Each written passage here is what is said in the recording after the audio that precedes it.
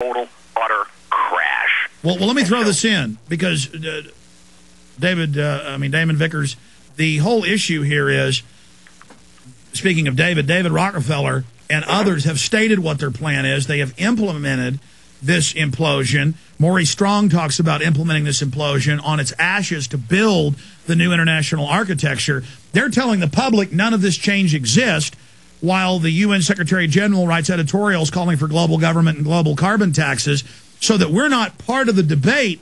They're just denying it's even happening, while in serious intellectual debate, it's all being erected and set up right now. And so my problem is, one of their higher level sales pitches they use is to say, oh, the question is, what type of world government, what type of new world order do you want? Well, how about we have a new world order where we don't have a world government? How about we have a new world order where the central bankers engineering these Ponzi schemes go to jail? How about we have a new world order where we have a global declaration of independence and national sovereignty, instead of being maneuvered into, well, okay, then do you want to have a say in what type of new world order are we going to have? The elite setting up this system won't even allow a real debate. They ridicule anyone that, Limbaugh, Hannity, they still won't even admit this is happening after decades of saying it doesn't exist. I mean, you understand where I'm going with this. We don't have a say in how this government changes. And I understand it's sold as an evolution and a new world order, but the new world order has been engineered. Go ahead. Okay. That we can debate things ad infinitum, and yet nothing will get accomplished and nothing will get done.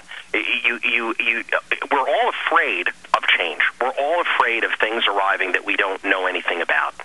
But I think we'd have to all agree and admit to ourselves that the present order of things, the order of wiping out fish stocks, the order of wiping out the resources, and everybody believes that they have the sovereign right to rape and pillage their forests and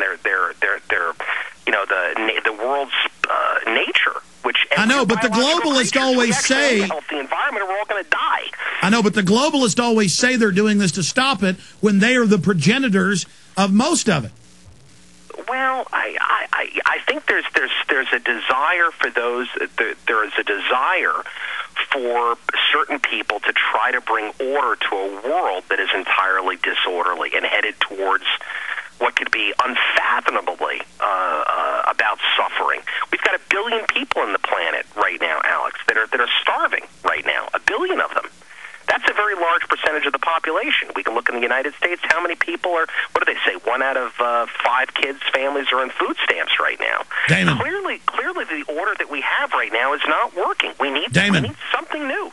I understand that there are a lot of problems and crises, but when I read the Royal Commission on Population, secretly put out with the British government, now declassified, 50 years ago, they said, we're going to create globalization to control the third world. We're going to keep them from industrializing, even though that would clean up the environment and lower their numbers, because we're going to let the people bomb be used as a weapon against them. Just like the UN claims. We never should have gone into the third world in the first place. And every time that we go in there, we create more havoc. Even the compassionate things that we do in terms of providing aid and care to them only further exacerbates the problem, and it just gets worse and worse. Well, Damon, let me just say this. I totally understand where you're coming from when you say the existing order is a bunch of criminal pirates raping and pillaging and looting. The problem is this is where we agree. This is where we agree, Alex. But it's a two-face. You've got two faces, one here and one on the back. The globalists are the pirates. They then rotate their face around as the saviors, and everything they're proposing just gives them more power and has this frosting, this sugar coating of helping the poor and helping the environment. When, I mean, if they wanted to help the environment, they'd be restricting genetic engineering. Well, you talked about David Rockefeller, and I know it's convenient to demonize the Rockefellers, okay? But we wouldn't have much of the national park system in the United States if it weren't for Lawrence Rockefeller. There'd be no Teton National Park. There'd be no U.S. Virgin Islands National Park.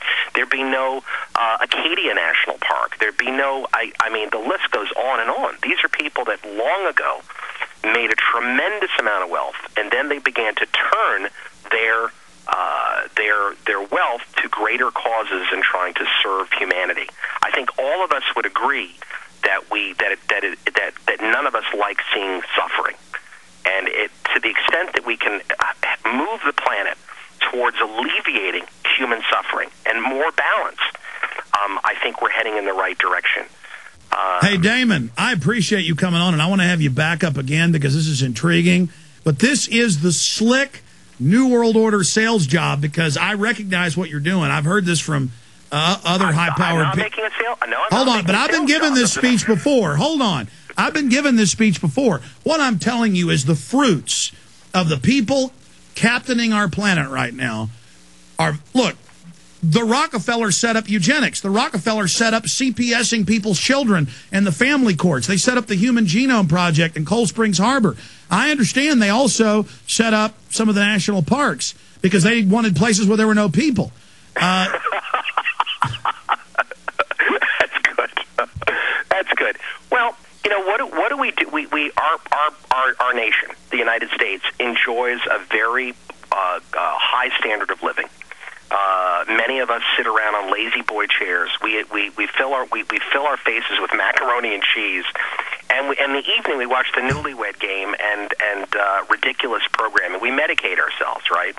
And we do this with debt that we foist onto our own Ponzi scheme. Yes, we're an obese, decadent society that won't even engage in birth control, so we just abort our babies. We're a throwaway society, and so now we're being thrown away by the global system. How fair is that we in the United States live that way, and then you've got people in India, in Bangladesh, in Vietnam that are living in making 67 cents an hour, with members of their family starving to death while we live this way. Is that compassionate?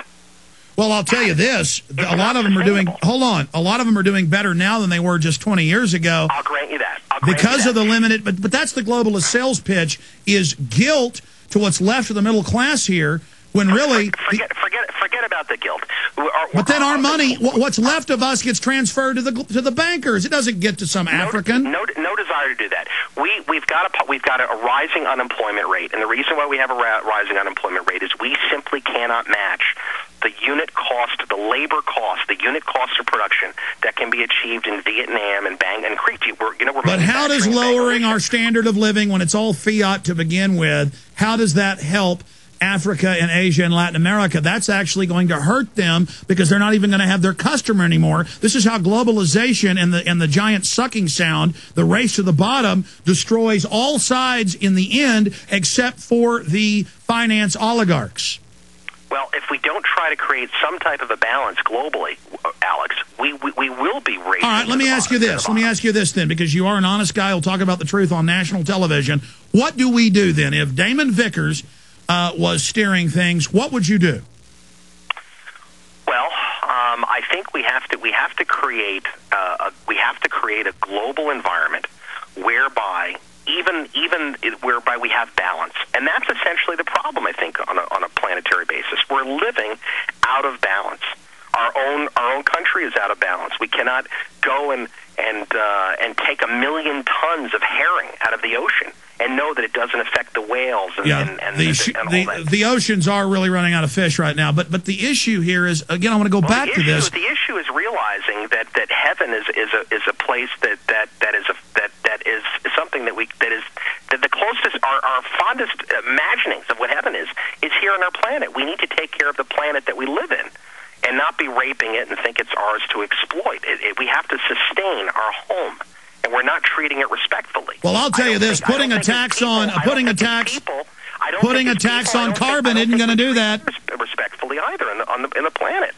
But Damon, putting a tax on carbon dioxide is a giant distraction from real environmental policies that we could agree to carry out and make profitable. I mean, I agree. I mean, the government that we have in place right now is a total disaster. This whole move towards health care and is just insane. It's just our government has become a giant tumor, a malignant tumor that is sucking the life out of this country. It's horrific.